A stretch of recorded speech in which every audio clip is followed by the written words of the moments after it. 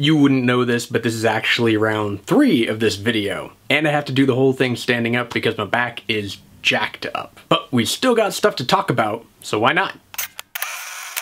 Hey everybody, welcome to another episode of the Motley Show, where we try to take one of the stories out of the news cycle, rip it out of the echo chamber, and see what's really going on. Now, while again, most of the stories this week have been about the presidential race and mostly about Trump and what's going on, some about Bernie Sanders and his kind of momentum, this particular story might be running under the radar, but it is actually quite important, especially to women. Now, a few years ago, everybody had heard about the Hobby Lobby case. This is where a family-owned company who lives by Christian values decided that they did not want to participate in the Obamacare contraception mandate, saying that basically all insurance plans under Obamacare had to cover contraception. Now, the Hobby Lobby people said that this violated their beliefs because they don't believe in contraception, especially certain types of contraception which they consider to be abortifacients, meaning actual medication that causes abortion. Now, we're not going to go deep diving into those facts, but trust me, those are wrong anyway. What we're talking about now is what happened with that case. Now, Hobby Lobby won the case, and it gave bosses and employers the right to control whether or not their employee gets contraception coverage. But inside that case, there was a caveat cut out for the employees. The business could submit a 2-page form or a letter directed at the Secretary of HHS, which is the Health and Human Services, that would then exempt the company from having to cover contraception, but then the insurance company could then directly connect with the employee, giving them a contraception-only rider that went along with their employee-covered plan.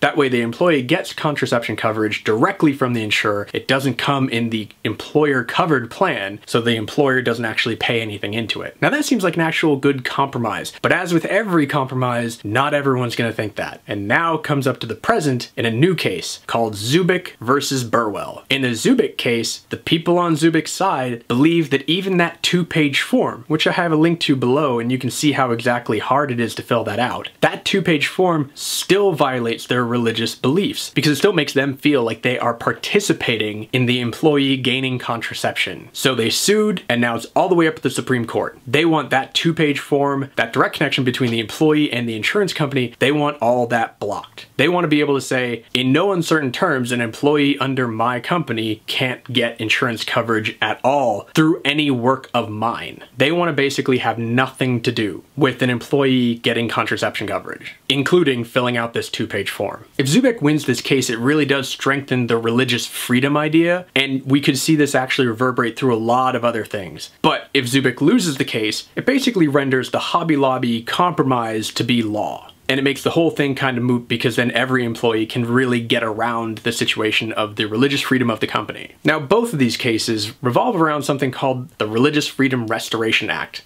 People on the Hill generally refer to it as the RFRA. I've put a link down below to what that is. And you can see it's incredibly short. It's a 1-pager. Now, if Zubik wins this case, you can see it actually move through a whole bunch of different situations, going back to whether or not the baker wants to serve a gay couple, but even to points where businesses that actually follow a different religion that have no such thing as child labor laws, they might say they get to avoid those because in their belief, children have to work. Now, Hobby Lobby was decided on a 5-4 vote down party lines, conservative versus liberal. So you might think that this was going to happen the same way, but then came the untimely death of Supreme Court Justice Antonin Scalia. So the conservative side lost one of their votes. You now have a party line of 4-4. Now, if the vote comes down that way, it actually kicks it back down to the lower courts and says their decision stands. Now, a lot of the lower courts have actually said that yes, women should be able to get the coverage, and this is pushing religious freedom too far. Zubik would lose, but not in all jurisdictions. Each federal judge controls a certain region of the country, so women in certain parts of the country would be allowed to use that form or have their employers use that form, and other parts of the country, they would be blocked. So it would kind of create a little bit of chaos around the country, and the Supreme Court seems to know that. So on Tuesday, they did something very unusual, which was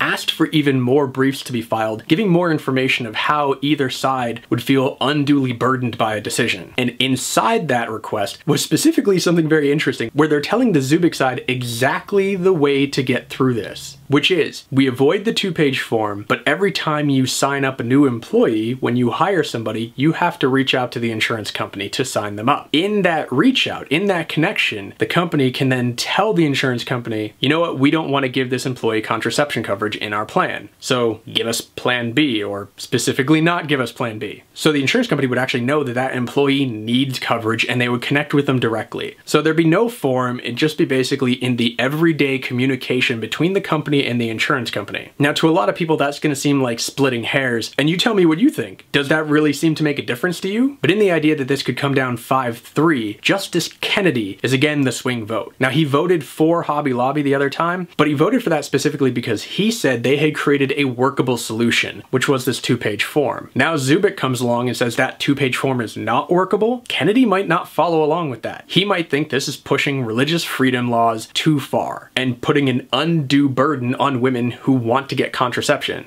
Now, also among the research that I did, and there's a whole bunch of links down below, there's also a link to the SCOTUS blog, which is the premier Supreme Court blog. And that actually has the whole timeline of this case, all the documents that have been filed, and you can see briefs that have been filed from various companies, various groups for both sides. So if you're looking to see where certain groups fall, that's the place to check. So what do you think? Should companies actually have to do anything to block their employees from getting contraception coverage? Or do you think that women deserve to get that coverage no matter what company they work for? How far do you think justifiably a company or a person can push religious freedom laws to allow them to do things that other people might see as discriminatory? Let me know in the comments down below. So thanks again for watching another episode of the Motley Stew Show. If you haven't subscribed yet, you can do so down below. You can also like, favorite, share this video with anyone else you think might want to participate in the discussion. Stay tuned for next week, and as always, here's a little bit of the kids. Oh, try it again. Put it in his mouth. Good job. Can you try a little more? Can you try scooping some more for him?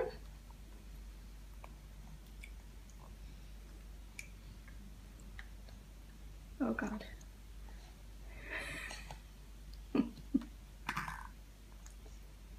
He likes it.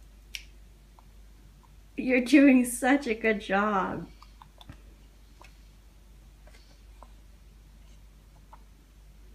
Okay, can you get some more for him? He's getting some more in his mouth. Yeah, I think pull the spoon out. There you go. Oh, good job.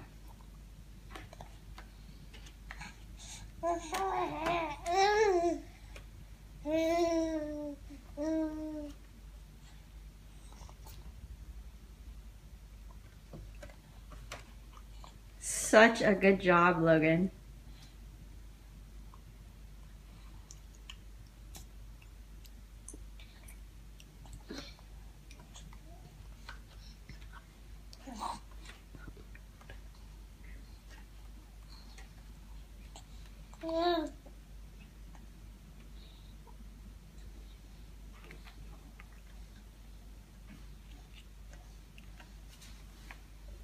Yeah.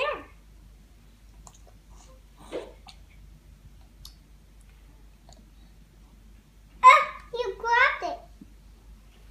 You can't do that. But in this episode, what I want to talk about is not just the fact that Flint, Michigan has fallen out of the spotlight, but the fact that if we really want to talk about safe drinking water, if we really want to go into the fact that there are kids drinking water with dangerous levels of lead in it, Flint, Michigan wasn't even the tip of the iceberg.